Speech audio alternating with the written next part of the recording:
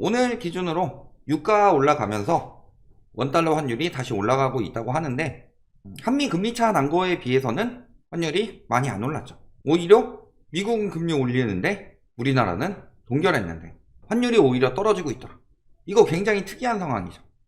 그래서 그런 전반적인 상황, 그리고 또 뭐 무역 적자 등 전반적인 경제 상황, 외화 유출이 심각해지고 있는 경제 상황에 대해 이야기하도록 하겠습니다.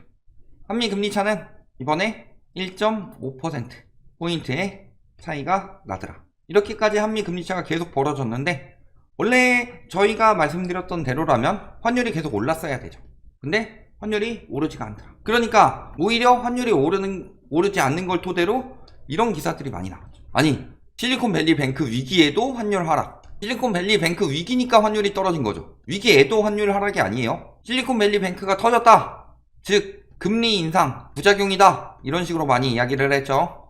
채권 금리가 올라가면서 실리콘밸리 은행이 무너지니까 많은 손해를 통해서, 그러니까 상승폭을 좀 줄일 거다, 이런 이야기가 나오고 있는데 에도 환율 하락, 그러면서 또 금리 동결의 무게, 이런 식으로 이야기를 해서 전반적인 경제 상황이 미국이 긴축을 하더라도 우리나라가 선제적으로 긴축을 시작했고, 환율은 오를 만큼 올랐다, 그러니까 문제 없을 것이다, 이런 이야기 했는데, 지금 딱 말씀하신 대로 달러 방어에 60조 원이 들어갔다고 합니다. 달러로 따지면 458억 6,700만 달러 순매도 했다. 그래서 1분기에는 83억 달러였는데 2분기부터 100억 달러 이상씩 쏟아 부었다는 거죠. 그래서 어느 정도 환율이 안정이 되니까 4분기에는 그나마 좀 괜찮아졌다. 그래서 엄청나게 퍼부은 거예요. 그러니까 정부가 가지고 있는 달러를 풀어서 안정을 시킨 거죠.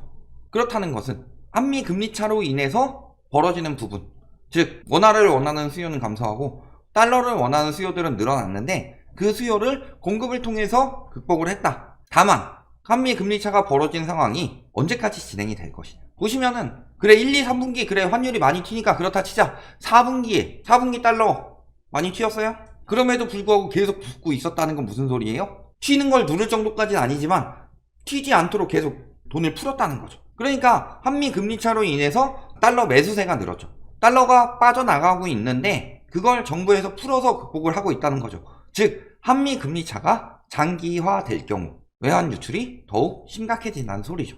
그러니까 보이기에만 그렇게 보일 뿐이다. 여기에 또 외환 유출 크게 영향 주는 게 하나 있죠.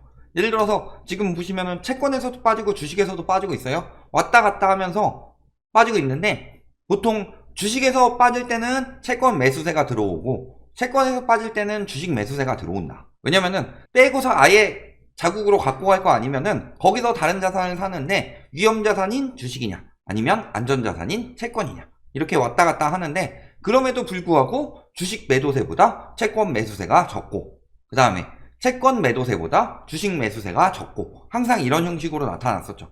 그만큼 슬금슬금 빠져나가고 있는데 그 외적으로도 그렇다면 딴 데서 외화를 가져와야 되잖아요. 그런데 무역적자가 또 13개월 연속 무역적자가 나고 있다고 하죠. 그래서 46억 2천만 달러이고, 이게 어느 정도냐, 1분기 만에 22년에 역대급 무역적자였는데 벌써 40% 이상의 무역적자를 냈다. 그러면서 무역수지가 198위까지 떨어졌다고 합니다. 여기 있어요. 여기 축하합니다. 북한보다 망했습니다. 북한보다 안 나왔다. 그래서 지난해 1에서 11월 12월까지 치면 정확히 어떻게 나올지 모르겠지만 무역순위는 198위이고, 봤을 때 20년에는 8위, 19년에는 11위, 그 다음 21년에는 18위, 13년에 11위, 12위, 4위, 4위, 5위, 6위, 11위, 8위, 8위까지 했는데 갑자기 198위.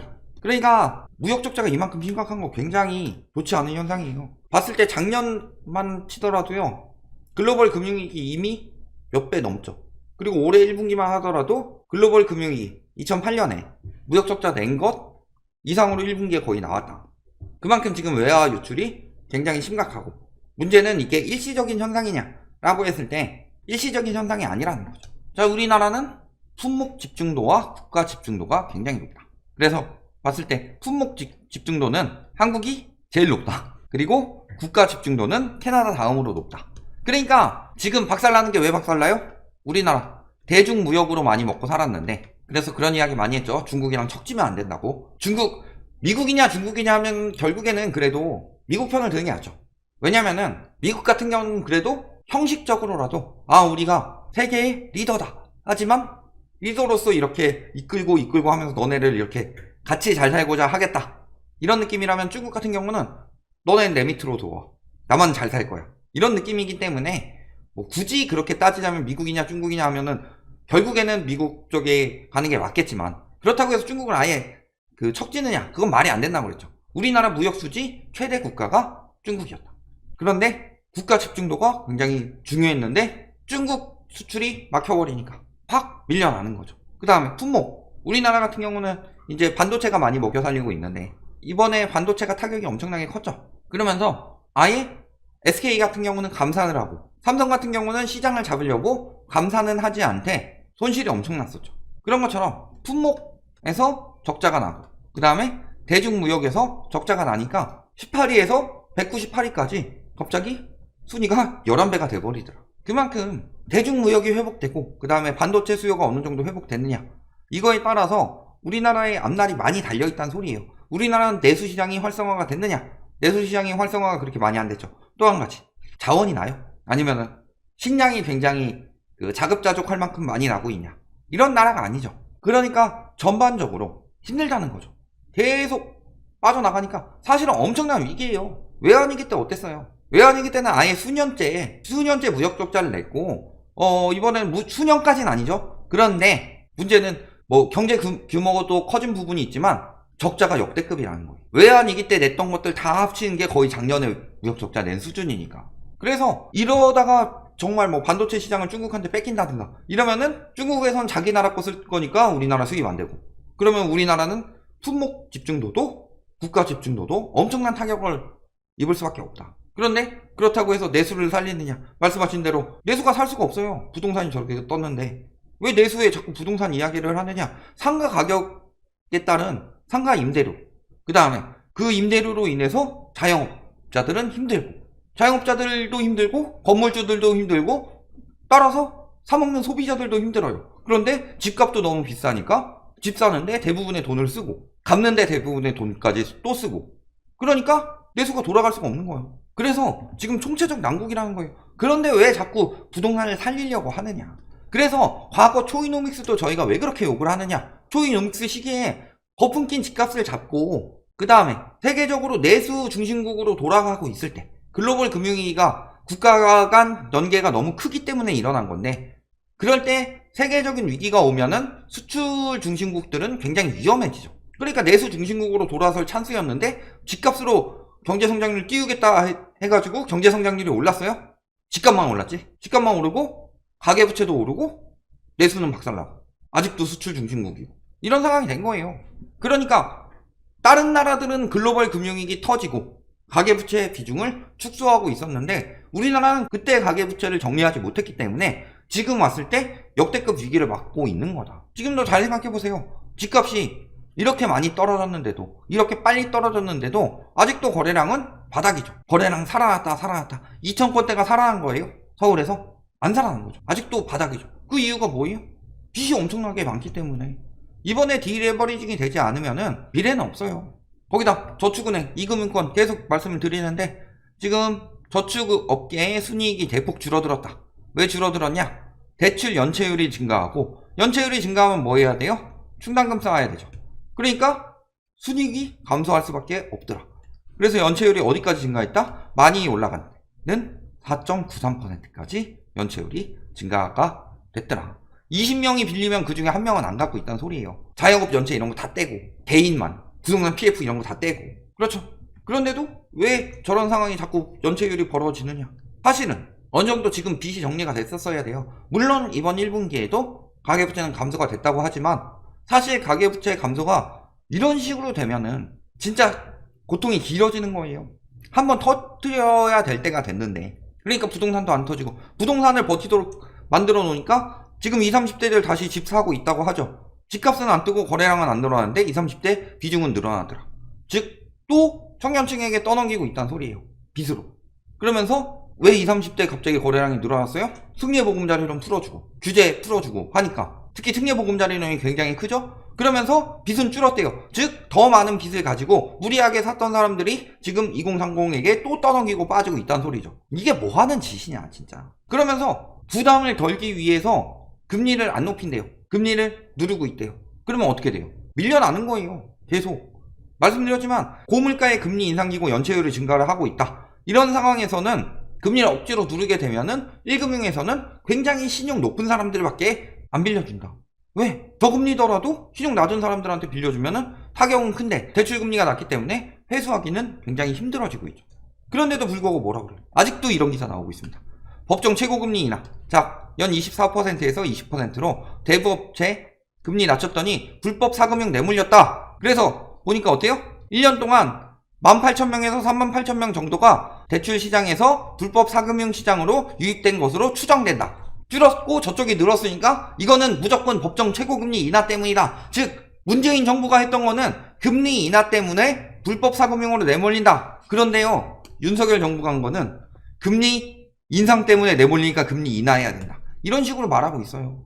이게 뭐야? 왜 이랬다 저랬다 해. 그러니까 저희가 부동산 정치, 경제 정치 하는 거 우리가 아니고 자꾸 우리 좌파로 몰아가는데 우리가 아니고 언론들이 그러고 있다. 우리는 언론들이 그러고 있는 부분을 짚어주고만 있을 뿐인데 언론들이 워낙 한쪽으로 쏠려 있으니까 우리가 반대쪽 좌파처럼 보이는 건데요. 우린 좌파가 아니에요. 누가 한 건 무조건 잘했다고. 근데 상황 어때요 지금? 이거 이러면 안 된다 안 된다 안 된다. 그만큼 경제 무너지고 있죠. 금리 더 올려야 된다. 지금 금리 올리는 거 멈추면 안 된다. 정부에서 누르면 안 된다. 물가 안 잡히고 있죠. 한미 금리차 계속 벌어진다. 외화 유출 심해질 거다. 환율 오를 거다. 환율은 안 올랐어요. 정부에서 60조나 풀 줄은 몰랐으니까. 다 이야기한 대로 되어가고 있어요. 저렇게 하면 안 된다 하는데 저렇게 하니까 결국에 결과가 이렇게 나오고 있다. 앞으로 상황 더 안 좋아질 거예요. 나아질 게 뭐가 있어요? 물가가 잡힐 것 같아요? 저번에 저희 Q&A 들어왔을 때 물가 잡힐 겁니다. 왜냐면 유가가 떨어졌기 때문에. 근데 유가 다시 튀고 있죠. 환율 다시 튀고 있죠. 그럼 물가 안 잡힐 가능성 굉장히 높아져요. 환율이 튄다는 건 무슨 소리예요? 수입물가 올라가는 거죠. 그 다음에 유가가 올라간다는 것 자체가 우리나라는 기름 한 방울 안 나오는 나라인데 영향이 굉장히 크다는 거죠. 큰일 났어요 지금. 그나마 잡힐 수 있는 방법이 통화승수 까이는 방법밖에 없죠. 이제 금리를 안 올리게 만들었으니까. 얼마나 버틸까요? 지금 개인 회생이 월 1만 건에 육박한다고 합니다. 2달 연속 9천 건대. 지금 빨리 터트려야 되는데 천천히 늦게 터트리다 보니까 천천히 이렇게 터지는 거죠. 아예 빚을 낼 엄두를 못 내게 만들어야 되는데 빚을 가계부채를 돌려막기라 하고 있으니까 못 모르고 들어오는 사람들, 뒤늦게 들어오는 사람들한테 처분하고. 그런 사람들이 능력이 더 되겠어요? 더 능력이 사실은 안 되지. 특례빨로 들어오는 건데 그러면은 경기가 계속 침체될 수밖에 없어요. 특히 청년층들의 빚이 저렇게 많이 늘어나면. 그러면은 빚이 많이 늘어났어요. 빚은 뭘로 극복해야 돼요? 소득으로 극복해야 되죠. 근데 소득이 올라가요? 소득 바로 이런 이야기 나오죠. 최저임금 못 받은 근로자 하면서 한국 수준에 그게 너무 높대요. 최저임금이. 그래서 최저임금은 중위임금 대비 62.2%로 최저임금 제도가 존재하는 OECD 30개국 중 8째로 높았다. 즉 최저임금이 중위임금 대비로 높다는 건 무슨 소리예요? 최저임금을 받는 사람들이 그만큼 많다는 소리예요. 최저임금이라도 높이지 않으면 돈을 안 주는 거고. 우리나라 지금 주 69시간 이야기 나오고 있는데요. 지금 연구진 같은 경우는 주 48시간 넘어가면 안 된다고 이야기하고 있죠. 저기 보건 관련 전문가 딱 한 명 들어갔는데 저거 안 받아줘가지고 나갔어요. 저분 나갔어요. 이번에 결정할 때. 근데 주 69시간 이야기 나오는데 69시간을 일해야만 먹고 살 수 있는 나라면 후진국 아니에요? 그래 놓고서 무슨 뭐가 좋고 K 문화가 좋고 이게 뭐가 중요해요? 내수가 후진국인데.